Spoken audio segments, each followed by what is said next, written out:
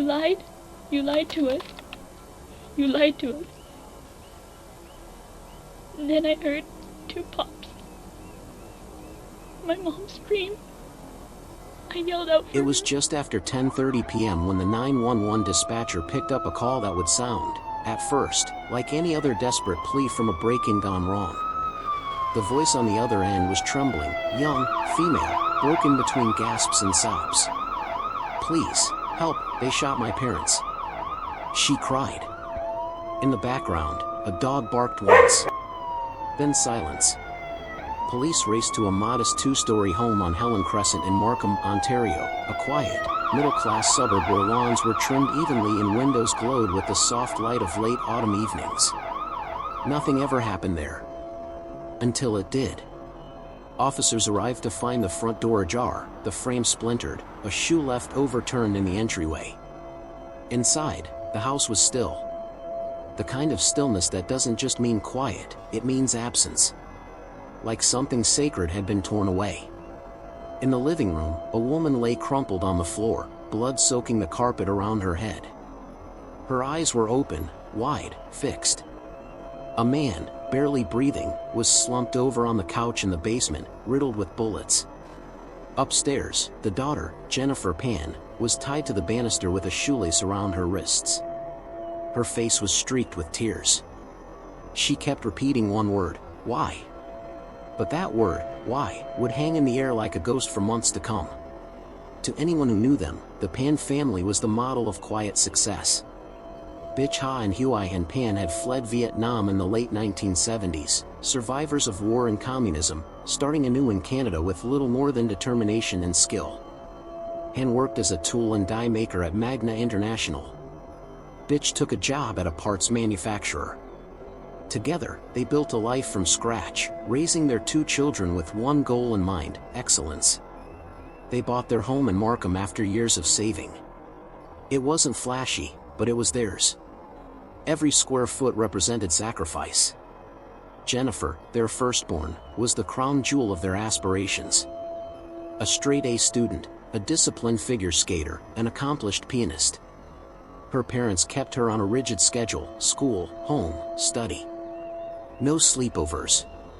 No parties. No dating. Her success wasn't just expected, it was required. By high school, though, cracks had begun to form beneath the polished surface. Jennifer had missed out on the social life most teenagers took for granted. Beneath her polite smile was a roiling current of resentment and fear. Fear of failure. Fear of disappointing the only people she'd ever wanted to please. By the end of 12th grade, Jennifer's grades began to slip. Not drastically, just enough to worry her father. She was accepted into Ryerson University for pharmacology. But she never went. And here, in the shadow of what would become one of Canada's most shocking family murders, began the slow unraveling of truth. Jennifer told her parents she was attending classes, taking notes, preparing for exams. In reality, she was forging report cards, faking tuition receipts, and spending her days at a friend's house or with her boyfriend, Daniel Wong, a relationship she had kept hidden from her family for years. Daniel was everything her parents would have disapproved of, a former drug dealer with a murky past and no career direction. But to Jennifer, he was freedom. He was validation. He saw her, not as a trophy child or a walking GPA, but as someone to be loved, even if that love was unstable and controlling. Jennifer's lies grew elaborate. She told her parents she was volunteering at a hospital. That she had gotten a job at a pharmacy. That she was going to move in with a friend to cut down on commute time. In truth, she was living in the fiction she'd built, brick by brick, until it was almost real. Almost. But in 2010, when Jennifer's parents finally uncovered her deceptions, went and followed her one day and discovered that she had lied about everything, they brought her back home and locked her life down again. No phone. No Daniel. No freedom. And Jennifer, now 24, was suddenly a child again, watched, controlled, and deeply, devastatingly alone. In the weeks leading up to the murder, Jennifer reconnected with Daniel. Their messages, later uncovered by investigators, revealed a growing desperation. Daniel had moved on with another woman. Jennifer begged him to return. She promised they could be together. They just had to get rid of the problem. She phrased it carefully at first, like she was only fantasizing. But soon, the subtext became text. What if my parents were gone? Daniel knew a man who might help. A mutual acquaintance who knew people who didn't ask questions. Money changed hands. Phone calls were made. And soon, a plan began to form. Jennifer would leave the door unlocked. She would be tied up to make it look like a home invasion. The intruders would take care of the rest. It was clinical. Cold. As though her parents were nothing but a barrier to be removed. And on November 8, 2010, just after 9:30 p.m., the men entered the house. They moved quickly, with purpose. Jennifer, already upstairs, claimed she was dragged from her room, tied up, forced to watch. She heard shouting. Gunshots. Then silence. A kind of silence you don't ever forget. Her mother, Bitch Ha, was shot in the back of the head, execution style. Her father, Han, was left for dead. But he survived. And that, unbeknownst to Jennifer, would be the beginning of her unraveling. When Han awoke from his coma days later, battered and confused, he whispered something that would change everything. Jennifer was talking to the intruders, like she knew them. The words were quiet, half-slurred, stitched together through tubes and painkillers, but they were clear enough to fracture everything Jennifer had carefully constructed. Her father's whisper wasn't just a memory, it was an accusation. And worse, it was a contradiction of her entire story. The detectives listened. Their pens stopped moving. Until then, Jennifer had been treated like a victim. A young woman who had witnessed her mother's murder, who had herself been bound and traumatized. But now, that image began to flicker. Something didn't line up. And Pan had no reason to lie. And he'd seen something in that moment, something he wasn't supposed to survive long enough to tell. The first thing investigators noticed was her demeanor. Jennifer cried, but her tears felt too practiced. Her grief came in bursts, on cue. Her answers to questions repeated themselves, word for word, as if memorized. She seemed too composed. Too rehearsed. So they started from the beginning. They brought her in for another interview. The third. This time, it wasn't just to gather facts. It was to press her. To let the weight of silence and suspicion do its work. She sat across from Detective William Getz in a bland gray interview room. The walls were bare. No windows. Just fluorescent light and the faint whir of a ceiling fan. Getz didn't raise his voice. He didn't have to. He spoke softly, like someone offering a confession of his own. You know, Jennifer, sometimes people get into something they don't mean to. They make one bad choice. Then they feel like it's too late to turn back. She stared at him. Blinked once. Twice. And then, she broke. But not all at once. First, a shift in posture. Then her voice cracked. Her eyes dropped to the table. She began to talk, but not about a murder for hire. Not yet. She offered a different lie instead. A safer one. She said the men hadn't come to kill her parents. They had come to kill her. Jennifer claimed she tried to end her own life months earlier and couldn't go through with it. That she had hired someone to kill her, but the plan had gone wrong. They'd spared her, and killed her parents instead. The room was silent for a moment. Getz leaned forward. Why would a hitman kill your parents, and let you live? Jennifer didn't answer. The room didn't need her to. Because by then, detectives had already started tracing her phone records, hundreds of texts exchanged between Jennifer, Daniel Wong, and a man named Lenford Crawford. A street-level criminal who went by the alias Homeboy. The messages painted a story of planning, coordination, and motive. And money. $10,000. That was the cost of 2 lives. The evidence was piling up like bricks around her. Phone pings placed Jennifer's device not upstairs, as she claimed, but moving within the house. Her laptop searches showed inquiries like how to hire a hitman and how much does it cost to kill someone in Canada. Her browser history read more like a blueprint than a cry for help. Then came the final crack, surveillance footage from a neighbor's security camera. It showed a figure, later confirmed to be Jennifer, opening the front door just before the intruders entered. There was no forced entry. She had let them in. The arrests came swiftly. Jennifer Pan, Daniel Wong, Lenford Crawford, and two others, David Milvaganam and Eric Carty, men connected by phone calls, by cars caught on traffic cameras, and by the raw choreography of violence. In court, the prosecution laid out a chilling timeline. Jennifer's life was a theater of lies. For years, she had faked everything: her grades, her diploma, her job. And when the house of cards began to collapse, when her parents uncovered the truth and threatened to cut her off completely, she made a choice. Not to run. Not to come clean. But to kill. The courtroom was packed during the trial. Reporters scribbled notes. Family members sat frozen. Han Pan, still walking with a cane from the bullet wounds, testified in a low, broken voice. His daughter, his only daughter, refused to meet his eyes. The prosecutor spoke plainly. This was not a crime of passion. This was not spur of the moment. It was premeditated. Calculated. Carried out like a business transaction. Jennifer Pan never took the stand. Her defense team argued that she had been emotionally abused, manipulated by Daniel, pressured into a corner she couldn't escape from. That she hadn't wanted her parents dead, only her freedom. But the evidence told a colder story. The jury deliberated for 4 days. In December 2014, Jennifer Pan was convicted of first-degree murder in the death of her mother, and attempted murder for the shooting of her father. She was sentenced to life in prison with no chance of parole for 25 years. Daniel Wong and the others received similar sentences. But no sentence could undo the wound carved into the heart of the Pan family. Han Pan, once a proud father, now lived alone. His son had moved away.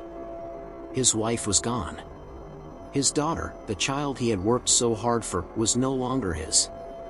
In a victim impact statement, he wrote, "When I lost my wife, I lost a part of myself. When I lost my daughter, I lost the rest." But one question still lingered, like smoke that never cleared. How does a child become capable of orchestrating the murder of the very people who gave her everything? Was it pressure? Was it fear? Was it something deeper, something fractured in the foundation of love itself? The psychiatrists would later speak of over-controlled environments, of identity crises, of psychological collapse. But these were labels. Clinical language for something far more haunting. Jennifer Pan didn't snap. She slipped, slowly, quietly, into darkness. And no one saw it happening until it was too late. But if you retrace the path, if you step carefully through the lies, the fear, the years of suffocating expectations, you begin to see the shape of something monstrous hiding inside something ordinary. You begin to see how a perfect daughter can become the architect of a nightmare. And long before the blood was spilled on that living room floor, long before gunshots broke the quiet in Markham, there were whispers, silent choices, that led to betrayal. But what exactly drove Jennifer Pan from quiet rebellion to calculated murder? That part of the story is only just beginning. To understand how Jennifer Pan, quiet, obedient, the golden child of immigrant parents, crossed the line from deception into orchestration of death, we have to go further back. Before the bullets. Before the lies unraveled. Before the courtroom silence.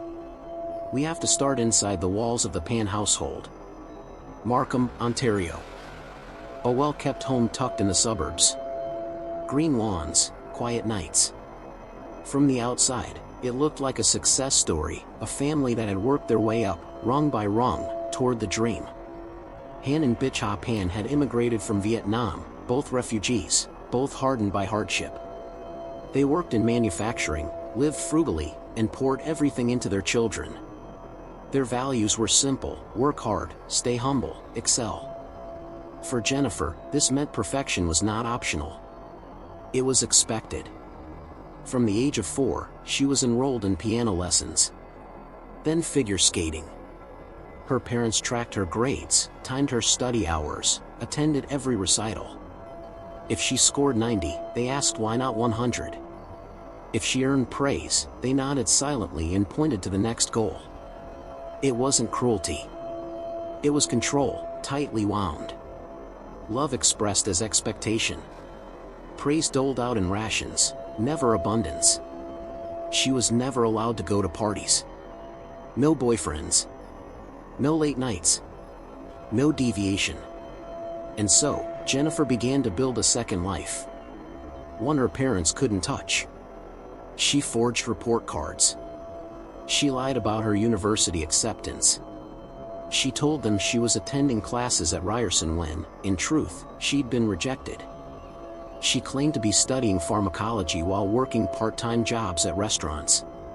For years, she carried this double life in silence. One world shaped by fear, the other by desperation. And in the shadows of both was Daniel Long. They'd met in high school. He was everything her parents disapproved of: lazy, directionless, unambitious. But to Jennifer, Daniel was oxygen. He was escape. With him, she could breathe, laugh, imagine a life that didn't revolve around piano competitions and silent car rides. Her parents found out about him. They forbade the relationship. So she lied. And when the lies failed, she doubled down. Her father read her phone messages. Discovered she was still seeing Daniel.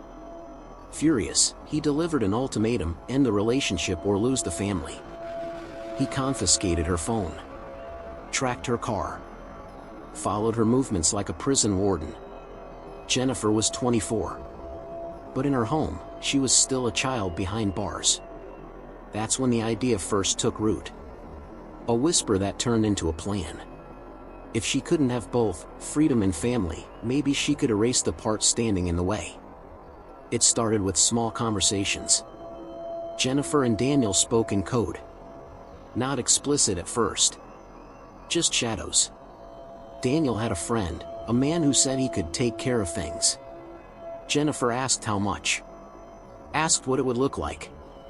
Asked when. And then, she gave the green light. $10,000. Half up front. Half after. Her mother was to be home. Her father, ideally, too.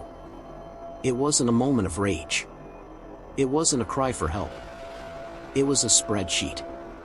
And in the days leading up to the murder, Jennifer played the part of daughter flawlessly. Smiled at dinner.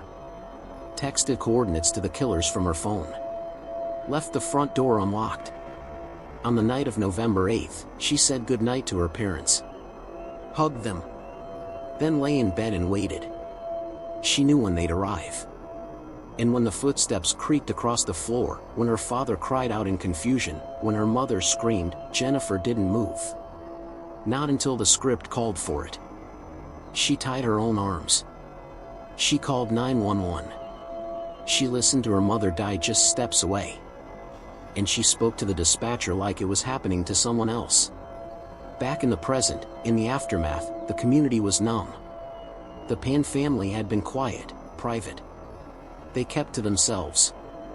Neighbors remembered Han and Bitch as kind but reserved. They waved politely. They never spoke of hardship. But in the weeks after the trial, something deeper surfaced. Letters written by Bitch were found, notes to Jennifer, laced with worry. "We only want what's best for you," she had written. "We are hard on you because we love you."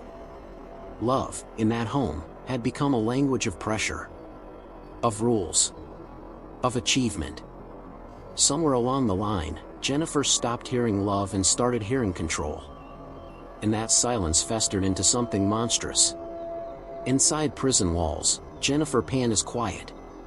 She doesn't grant interviews. She doesn't speak publicly. Those who knew her say she's still the same: soft voice, downcast eyes, polite. But there's something missing behind the eyes now. A stillness. A numbness that can't be undone. Her father refuses to speak her name. He sold the house. Disappeared from public view. To this day, he has never returned to the street where his wife died and his daughter betrayed him. And in the years since, Jennifer's case has become something more than a murder story. It has become a cautionary tale. About the thin, brittle line between expectation and destruction. About what happens when love turns conditional. And about how the people we think we know best are sometimes the ones hiding the deepest horrors. But there's still a final question, one that has haunted those who followed this case, that lingers in every shadow of the crime. Did Jennifer Pan ever truly feel remorse? Or was the mask she wore never meant to come off?